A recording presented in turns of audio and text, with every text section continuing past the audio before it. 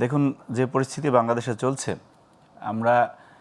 আমি বোঝা শুরু করার পর থেকে এখন পর্যন্ত শুনে আসতেছি যে বাংলাদেশের ক্রান্তিকাল চলছে। সেই খুনি হাসিনার দীর্ঘ ফ্যাসিবাদ বিরোধী সময়ে, তার পরবর্তীতে 5ই আগস্টের পরে আমরা মনে করেছিলাম যে না, আর অন্তত শান্তিতে কিছুদিন থাকতে পারবো। কিন্তু এটা আমাদের ঐতিহাসিকভাবে চরিত্রগত সমস্যা কিনা এই জাতির আমি জানি না, ছোট মানুষ। কিন্তু ক্রান্তিকাল আর পার হচ্ছে না।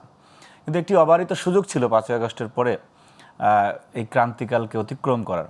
কিন্তু আমরা কিছু উদ্দেশ্য প্রণোদিত রাজনীতি দেখেছি যে না, যে ক্ষমতায় যাওয়ার অভিপ্রায়ে পরিস্থিতিকে ইচ্ছাকৃতভাবে ঘোলাটে করার যে অপচেষ্টা, যার কারণে আজকে এর পরিস্থিতি বাংলাদেশে আমি আসছি। দেখুন, 5ই আগস্ট পরবর্তী সময়ে বিএনপি থেকে যখন নির্বাচনের কথা বলা হচ্ছিল, তখন আমাদেরকে স্পষ্টভাবে ট্যাগ দেওয়া হচ্ছিল যে না, নির্বাচন, আমরা শুধু নির্বাচন চাচ্ছি। একটি নির্বাচনের জন্য এই দেশে বিপ্লব হয়নি। বিপ্লবের অন্যতম বড় স্টেক হোল্ডার তো বিএনপি। সবাই মিলেই দেশে বিপ্লব হয়েছে, শুধু ফ্যাসিস্টরা ছাড়া। এখন নির্বাচনটি যে অত্যন্ত প্রয়োজনীয়, অতীব প্রয়োজনীয় ছিল, এখন কিন্তু যারা নির্বাচনটির বিরোধিতা করেছে তারাও কিন্তু হারে হারে টের পাচ্ছে। আমার নির্বাচনী কি একমাত্র সমাধানের পথ ছিল? অবশ্যই নির্বাচনী সমাধানের পথ ছিল। কারণ কিরকম, যে আপনি দেখেন যে যারা সেই আলাপটি করছে, যে প্রথম অবস্থায় বলেছিল যে স্থানীয় সরকার নির্বাচন ছাড়া জাতীয় নির্বাচন হতে দিবে না, তারপরে আমরা দেখলাম যে সংস্কারের আলাপটি যারা করেছে, তারা হাসিনার ফ্যাসিবাদের সময় কি পরিমাণ সংস্কার এদেশে চেয়েছিল আমরা কিন্তু জানি। সংস্কারের আলাপটি তখনও, যখন রাজপথের আন্দোলন চলে, তখনও কিন্তু বিএনপি সংস্কারের কথা বলেছে। সেই আপনি যদি দেখেন বেগম খালেদা জিয়ার ভিশন 2030, পরবর্তীতে 27 দফা, পরবর্তীতে এখন যে 31 দফা আসলো, সেটা নির্যাস হয়ে, এবং এই যে সংস্কারের আলাপ আনা হয়েছিল, অধিকাংশই সেই আগেই বিএনপি থেকেও বলা হয়েছে। আচ্ছা, সংস্কারের বিষয়টি যখন অনেকটাই সুরাহার পথে, তখন আমরা দেখলাম যে না, গণভোট ছাড়া, পিআর সিস্টেম ছাড়া দেশে কোনো নির্বাচন হতে দেওয়া যাবে না। এরপরে আবার গণভোটের আলাপ আসলো। এগুলি আমি কেন বললাম, আপনার কথা উত্তর, এটি অত্যন্ত প্রাসঙ্গিক, অত্যন্ত সূক্ষ্মভাবে, সুকৌশলে। অবশ্যই এই বাস্তবতার সাথে এটি জড়িত, এই বাস্তবতার সাথে একটু জড়িত। হাদির মৃত্যুকে নিয়ে আজকে যে বক্তব্য এসেছে, আমরা দেখেছি যে বলতেছি যে শুধুমাত্র হাদির বিচার হওয়া ছাড়া, মানে এই খুনিদের ধরা ছাড়া নির্বাচন হতে দেবে না। এটি তো সাধারণ মানুষেরও দাবি যে হাদি হত্যার বিচার তো আমরাও চাই। ওটা হাদির আসামিদেরকে গ্রেফতার করা, কিন্তু কোনো শর্ত দিয়ে বলে আপনি শেষ করতে দেন। হাদির আসামিদেরকে গ্রেফতার করে বিচার করা আগ পর্যন্ত নির্বাচন হবে না, এটা কোন ধরনের বক্তব্য? আসামিদেরকে ধরতে হবে, তাদের শাস্তি পেতে হবে, এবং বিদ্যমান যে আমাদের যে আইনশৃঙ্খলা বাহিনী আছে, অন্য যারা দুষ্কৃতিকারী, তাদেরকে ধরবে, নির্বাচনের মতো নির্বাচন হবে। এখন 3টি জাতীয় নির্বাচন যদি এদেশে মানুষ ভোট দিতে পারতো, এবং সর্বশেষ আমিরামি নির্বাচনে যদি 27 জনের মানুষ ভোট দিতে পারতো, তাহলে কিন্তু বিপ্লবের প্রেক্ষাপট অভ্যন্তরটা হতো না। সুতরাং এই যে যারা উদ্দেশ্য একদম ইন্টেনশনালি কথায় কথায় নির্বাচন পেছাতে চায়, তাদেরও এইখানে দায় রয়েছে বাংলাদেশের বিশৃঙ্খলার জন্য, এবং বড় দায়টি তাদের রয়েছে। এখন এই হাদির হত্যাকাণ্ড যে এর সাথে সংশ্লিষ্টতা নেই, এটা উড়িয়ে দেওয়ার কোনো সুযোগ নেই। কেন নেই আপনি আমার সময় দিলাম বলতে পারি যে কেন উড়িয়ে দেওয়ার কোনো সুযোগ নেই। ছোট করে বলেন, 1 মিনিট। কারণ আপনি দেখবেন যে হাদির সাথে যে এই খুনিরা গেল, কারা হাদির কাছে তাদেরকে পৌঁছে দিয়েছে, কত সূক্ষ্মভাবে। হাদির গুলির ঘটনার পরে যে বয়ান নিয়ে আসলো, আপনি ফৌজদারি অপরাধে এটা কীরকম বিবেচিত হয়, যে আপনি সাথে সাথেই একটা বয়ান দিয়ে দিলেন এটা অমুক করেছে, পরবর্তীতে দেখলেন যে ঘটনা অন্যদিকের। তো যাদেরকে বলা হলো যে এরা এই খুনের সাথে জড়িত, একটা দলকে ট্যাগ দেওয়া হলো, যে ব্যক্তিরাই ট্যাগ দিল তাদেরকে এখন জিজ্ঞাসাবাদ করা উচিত যে আপনারা এই যে ট্যাগটি দিলেন, এটা কি জেনে শুনে দিয়েছেন, না উদ্দেশ্য প্রণোদিতভাবে পরিস্থিতিকে ঘোলাটে করার জন্য দিয়েছেন?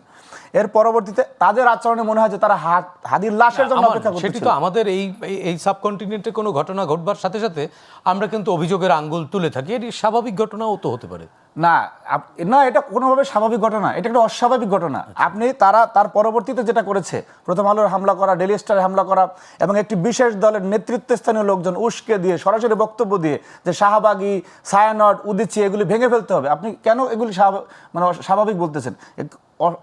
চরম অস্বাভাবিক ঘটনা। এবং তারা একটি পরিস্থিতি তৈরি করে, ইন্টেনশনাল, এগুলো অবশ্যই ইন্টেনশনালি, এইটি অত্যন্ত সুপরিকল্পিতভাবে একটি মবক্রেসিকে উস্কে দিয়ে এক নির্বাচনটা পেছানোর একটি চরম। আপনার সর্বশেষ আমাদের স্বরাষ্ট্র উপদেষ্টা, পুলিশের আইজিপি, স্বরাষ্ট্র সচিব এবং ডিএমপি কমিশনার সহ যারা ঊর্ধ্বতন কর্মকর্তা আছে, তাদের আইন শৃঙ্খলা পরিস্থিতি নিয়ে আপনি বক্তব্য বিশ্লেষণ করে দেখবেন, তারা প্রায়শই একটা কথা বলে থাকেন যে পুলিশের মনোবল ফিরিয়ে আনা দরকার, মনোবল এখনো ফিরে আসেনি। এইটা মানে একটা জাতির জন্য কতটা লজ্জাজনক কথাবার্তা হতে পারে যে আপনি মনে করেন আমরা এখানে 3 জনই মুসলমান, মানে in according to the rule of Islam আপনি যদি দেখেন যে 3 দিন আপনার শোক পালনের সময় থাকে ইসলামে, যে 3 দিন। এরপরে আপনি যদি মানে আপনি একটি চরম পেশাদারিত্বপূর্ণ সংগঠন, সেটি সংস্থা হচ্ছে বাংলাদেশ পুলিশ। বাংলাদেশ পুলিশ আজ থেকে প্রায় 1.5 বছর আগে জুলাই গণঅভ্যুত্থানে পুলিশের অনেকে ইনজিউর্ড হয়েছে, ওই সময় ফ্যাসিস্ট থাকার কারণে।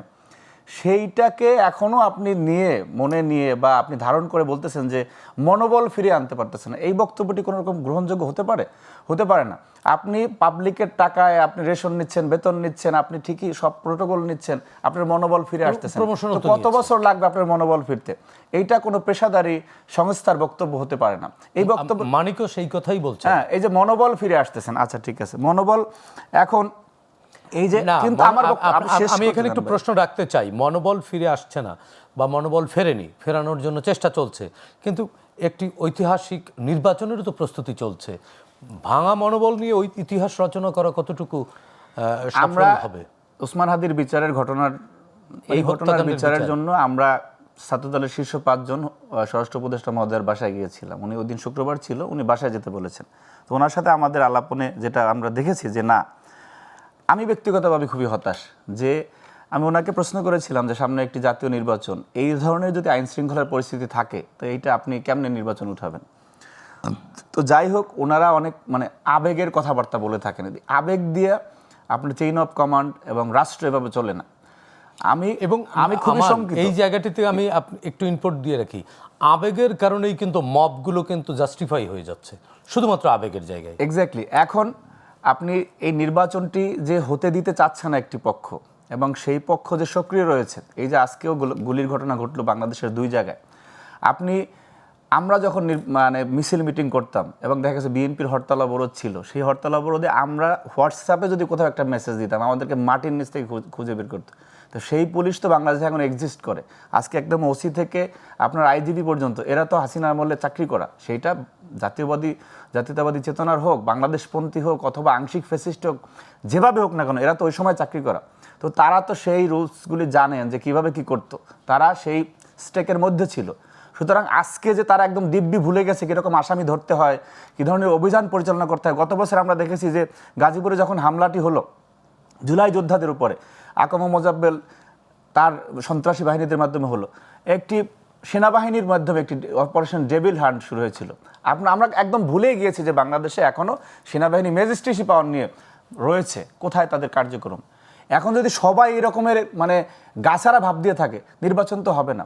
আজকে নির্বাচন না হলে বাংলাদেশের পরিস্থিতি কি হবে? নির্বাচন হবে না। এই ধরনের গাছারা পরিস্থিতি যদি দিয়ে থাকে, মানে গাছারাই থাকে, এরা গাছারা দিয়ে থাকলে তো মনে করেন যে এই যে গুলি করার ঘটনাগুলি ঘটছে, আপনি জুলাই গণঅভ্যুত্থানে যে সিলেটে আমরা দেখেছি M16 দিয়ে গুলি করতে, আমরা চট্টগ্রামে ফেনী ট্রাঙ্ক রোডে দেখেছি AK-47 দিয়ে গুলি করতে। এরপরে ছোটোখাটো অস্ত্রের সংখ্যা তো বাংলাদেশে বহুত রয়েছে, এই অস্ত্রগুলি কোথায়? সেই অস্ত্র উদ্ধারের প্রকৃত একটি অভিযানকে আমরা দেখেছি।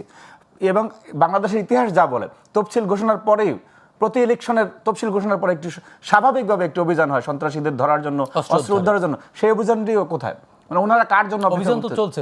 ডেভিল হান্ট কিসের অভিযান চলছে? আপনি দেখছেন যে কোনো সন্ত্রাসী, চিহ্নিত সন্ত্রাসী যারা ছাত্রলীগের হয়ে গুলি করছে, ফ্যাসিস্টদের হয়ে গুলি করছে, জুলাই গণঅভ্যুত্থানে গুলি করেছে, এই যে হাদির উপরে যে গুলি চালালো, সেই ব্যক্তিও অস্ত্র এবং চাঁদাবাজির জন্য গ্রেপ্তার হয়েছিল এবং পরবর্তীতে সে জামিনে বের হয়েছে।